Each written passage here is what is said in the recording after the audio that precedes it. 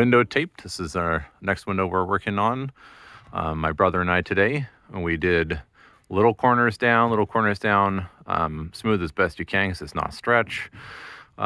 We did a piece that goes over and up and has a cut line. We then did a wrap that goes down and over, then one that just comes across and down, and then one that goes more interior, down, over, and up. So pile that all on together, and it can't get into those corners. It just can come out.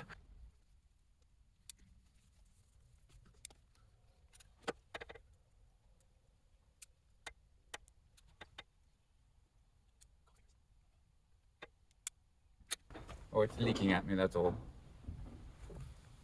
All right, can you hold it for a second? That high? Okay.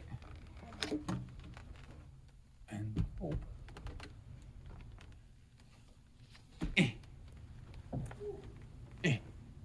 Cock fingers, he loves only cock. Well, that's perfect. Look at that. Yeah, look at that so good. Okay. Go up the side here. Oh man, that's great. Okay. Just hold that thought for a second. Don't worry, I'll smear my cock fingers on your wall. That's what I get. Oh, but I did. Well, if you down right, just overcompensate.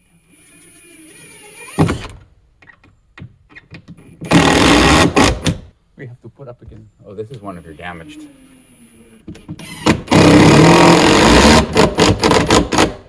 want to squirt extra caulk or something in it. The tape will have to come up with some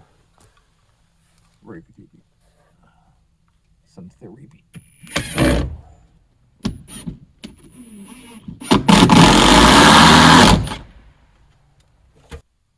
Oh, drive or die. My bit said no. It did not like that last one. Told my bit to go to rehab, and it said no, no, no. All right, so we've got our scaffold set up for the first time. Getting ready to finish out the sheathing on this run here, and then get the window here and the window that I'm peeking out installed. And we can do most of the siding, although not all the way down on this scaffold. It's a 5x5x7, which is nice, 3 tiers high, and seems pretty sturdy. It's a MetalTech. I like it so far. Man, maybe I can do this. No, that won't work. I was wrong. Have to do harder way.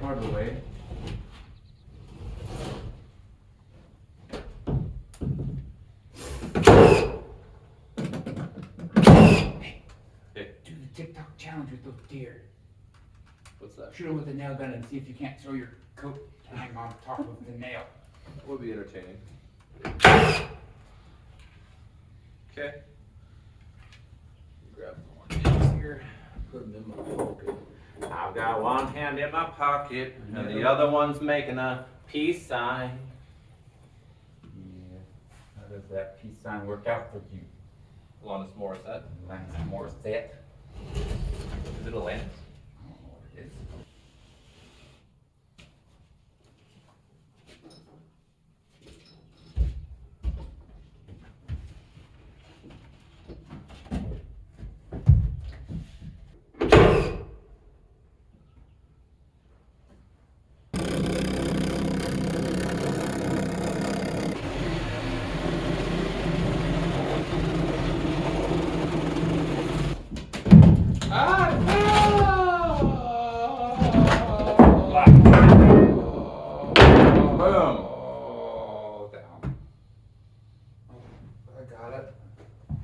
You got it? I do.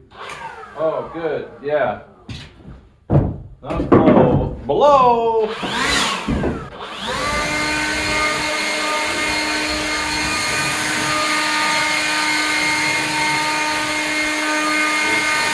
Look at the technique. He scrapes, applies pressure. Right.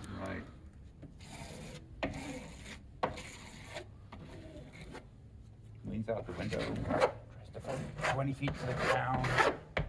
This is how you're supposed to use ladders, right? All right, so we're gonna install the first of these two windows. Let's see if I can reach that high with this caulk.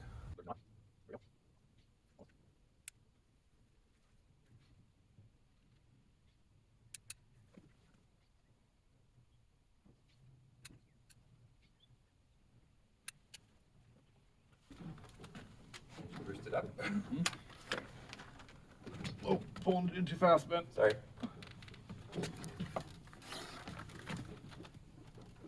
Oh boy, no, wrong window.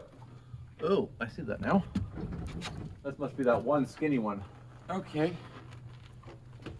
All the upper windows are the same. Lie. You lied to us. I lied to him. Okay, I'll tuck this over here somewhere. Okay.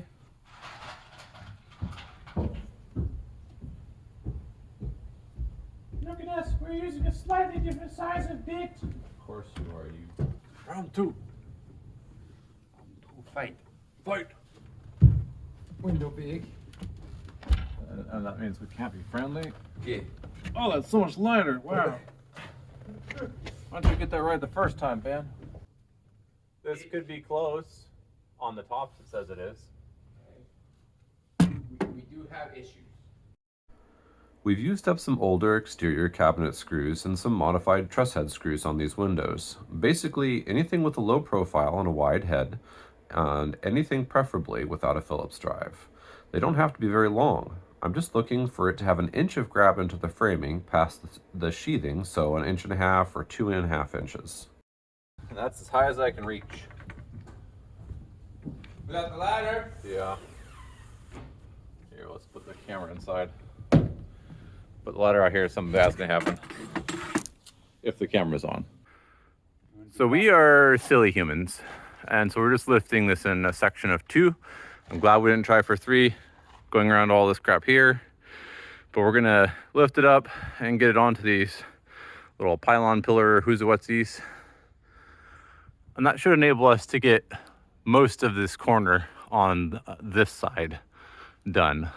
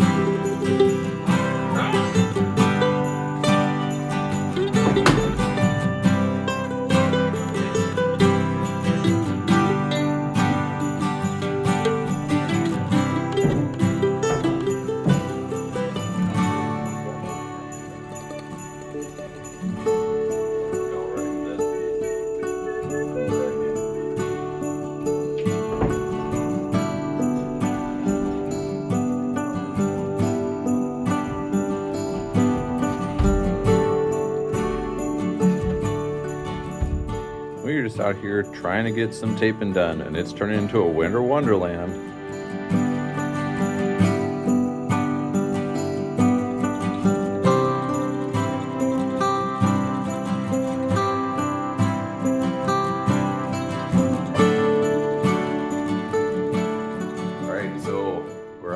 attic, and we're doing planning for what we're going to do as far as the stairs.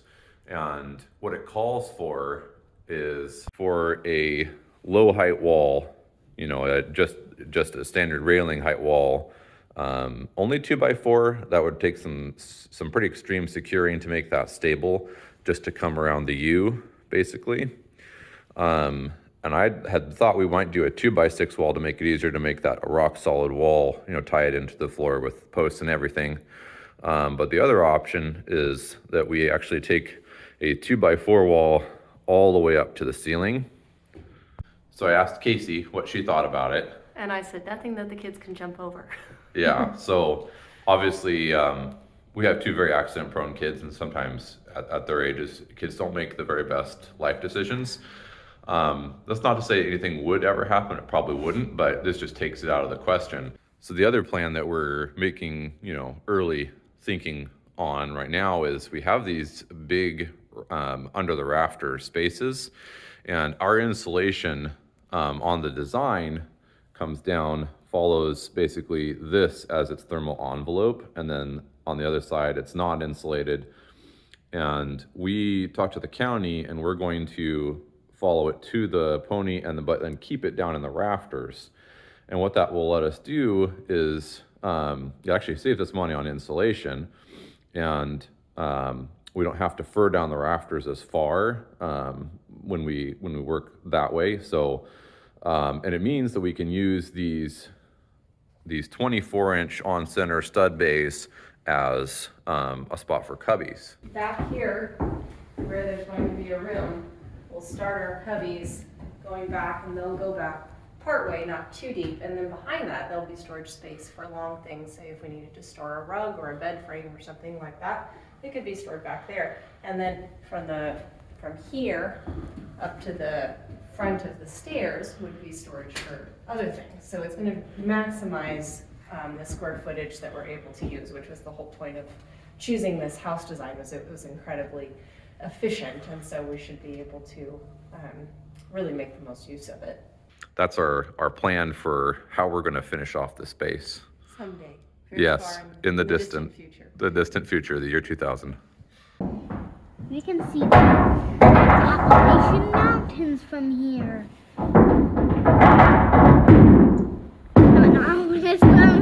But from here, we can see the Appalachian Mountains. What mountain is that white mountain over there? Oh, Lord, that's way too far down. So again, this is going to be a lot easier if you have their specialty products, you know, and you could go with a 6-inch. They don't require it. It is considered sealed with just this size, but the stretch stuff, that's got to be nice to have. So I usually just start with a nice long piece, cut. You can grab the tape and kind of work it into a fold with your fingers. And I just stick that into the corner. And I'm gonna work this side first, just to get it kind of started.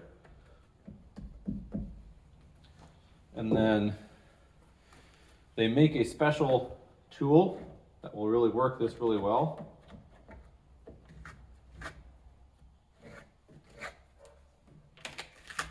So do you see that? That's what happens when it's too wet. So this looks like it's dry, it feels almost like it's dry, but the zip tape, it will not stick to this. You should be able to just provide a little, nothing. So this is the sort of thing I tend to do on days when I have a short amount of time. So today we're getting these installed. These are LS50s, and they're basically just framing angles that assist in holding down essentially holding down the roof and connecting everything together, preventing, you know, any kind of real movement.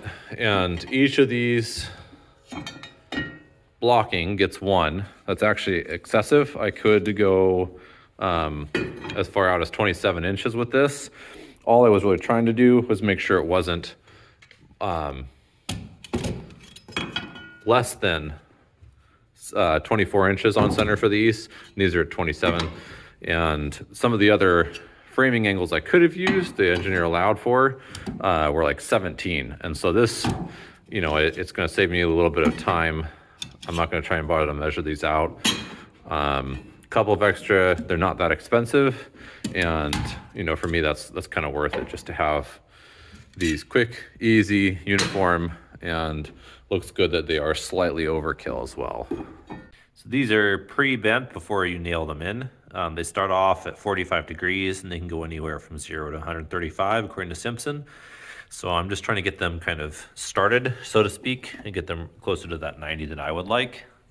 And they are kind of pesky to do with just by hand. I'm sure most of you out there would say otherwise, but I'm just doing that kind of a thing. Other thing I can do, once you see out my hammer here, can't do it one-handed, but just taking it, setting up like that, and just hammering down on there. Long story short, they need to be nice and flat when you install them.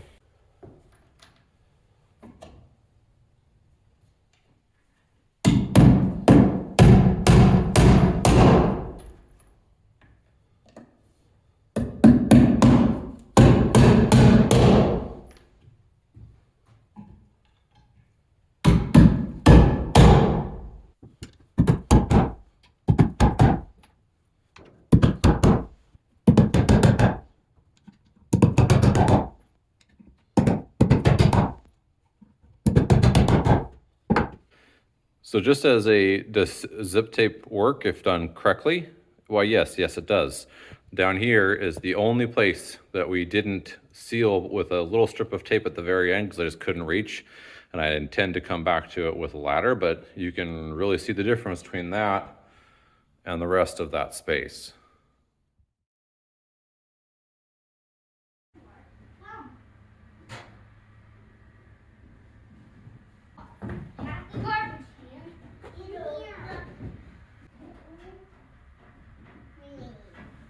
So stairs are in and we are putting up the interior walls. They're supposed to be half walls, but we decided to make them full height. We'll reduce the amount of light that gets from one side to the other in the room, but increase the safety and honestly feel a little bit more stable. We won't have to do a whole bunch of stuff just to anchor this in here with posts going into the floor beneath, all that jazz. So this feels a lot more familiar to me just from the standpoint of having come from a remodeling background. We're putting in a wall where we already have two limitations, not just what is on the floor, but what is on the floor and what's above it. And in remodeling, I would find heights that would vary across an 8-foot board as much as 3/4 of an inch, which is insane to try and deal with when you're cutting in your top plates. This should only be a 1/16 of an inch, and that's what I've found so far in running this board. So you'll notice, first of all, this is not a plumbed up wall right now. I've not attached to the top. The bottom, I've gone ahead and run all the way down, and now I need to plumb this up.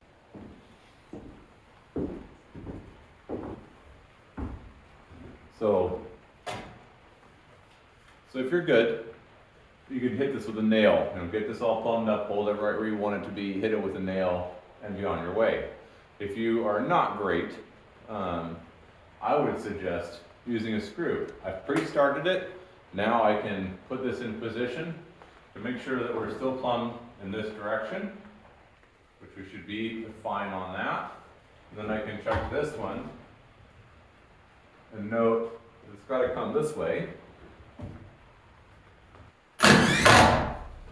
Make sure that we're good. So I got that just right here. And yep, we're good there. But if I hadn't gotten that right, I could back that out. Now I can add a nail. We'll do the same to the other side and pop all the nails into the collar ties to get this secured.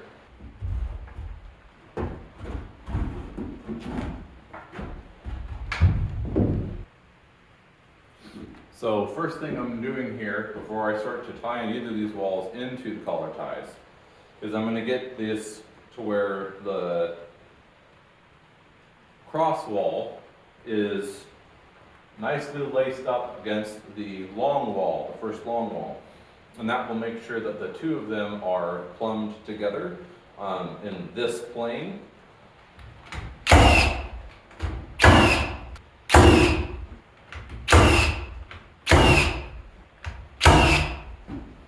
looks like that's gonna come together really nicely. And I'm gonna just put one at the bottom since I've got that one laced up really well. That's been doing that to me today. Very excited about that. Love this thing when it works, but even Frederica's showing some signs of making me annoyed today. Just the top, making sure the top touches and the bottom. Everything else just gets nailed.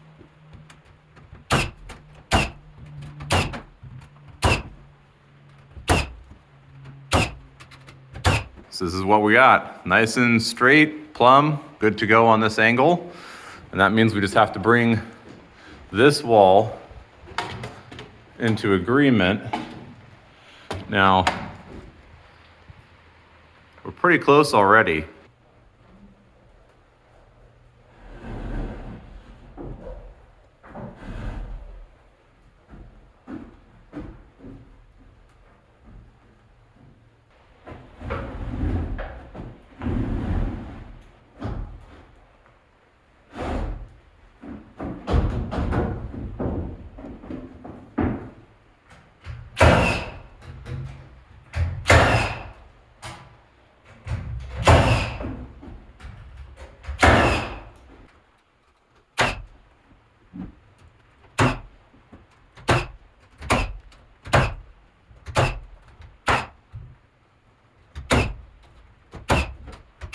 Now, in theory, this wall that I've just put up over behind me here should have no real way, at least on the one side, of being out of plumb, unless I did something wrong. Let's go look. All right, that looks really good. So at least this way we are ready to rock and roll. So we'll get our screws in up here and down there on that end and get this last wall installed. Now, one last thing that I did do here, drywaller will start on this side. And they'll start on the outside, and there's your 16. And that's not obviously 16 in there, but you're not doing that. You're working from where they're gonna be drywalling. So when you're butting two interior walls, you always wanna work from the outside of where the drywall will go. So it's essentially 16, 32, and then cut off at the end. Now, if this were wider, that would really matter. At the end of the day, it doesn't particularly matter with this wall because it's less than 4 feet, but there are circumstances where it could. Now, this space here has a pretty tremendous head height. So we might be doing something with this, you know, taking a slope kind of up and out onto here. It'd be a kind of a cool place to put in, you know, retrofit in a cabinet up here, a little bit of extra storage, but I'm not worried about that right now. After all, this whole place is kids' play area and storage. Little sneak peek. First 2 of 3 doors picked up. Looks like they're gonna be beautiful.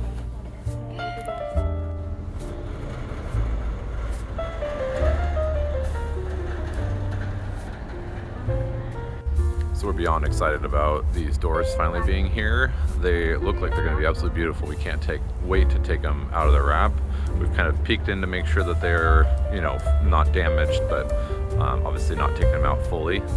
We're gonna get them onto our flatbed, you know, a nice big long bed. Make sure that they don't take any damage in the transit home since we don't have anything to have them ride vertical and have it be as safe.